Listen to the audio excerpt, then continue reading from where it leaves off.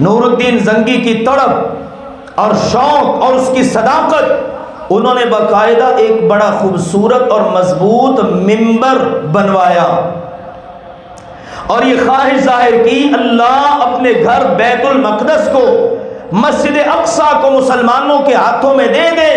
नूरुद्दीन जंगी खुद जाकर बैतुल मक़दस मस्जिद अक्सा में इस मिंबर को नस्ब करेंगे। नूरुद्दीन जंगी हुक्मरान, तफसीली वाक़यात की तरफ मैं नहीं जाता, लुब्बे लुबाब और खुलासा के तौर पर अर्ज करता हूँ।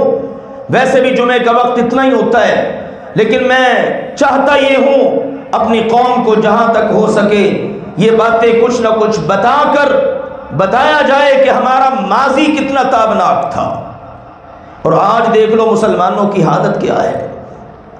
बहरहाल सुल्तान सलाहुद्दीन अय्यूबी ऊपर हाकिम है नूरुद्दीन जंगी।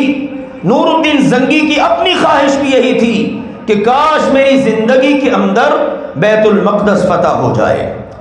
सलाहुद्दीन अय्यूबी रहिमहुल्लाह ताला फतूहात कर रहे हैं। शाम अल्लाह ने फतह कर दिया, मिस्र फतह कर दिया, हुल्ब फतह कर दिया, दीगर इलाके फतह कर दिए, लेकिन नूरुद्दीन जंगी रहिमहुल्लाह ताला वफात पा जाते हैं।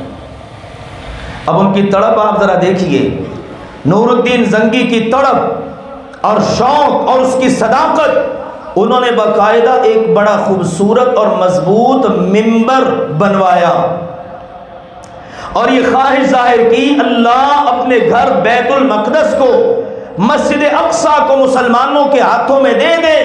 नूरुद्दीन जंगी खुद जाकर बैतुल मक़दस मस्जिद अक्सा में इस मिंबर को नस्ब करेंगे, लेकिन जिंदगी ने वफा न की, वफात पा गए।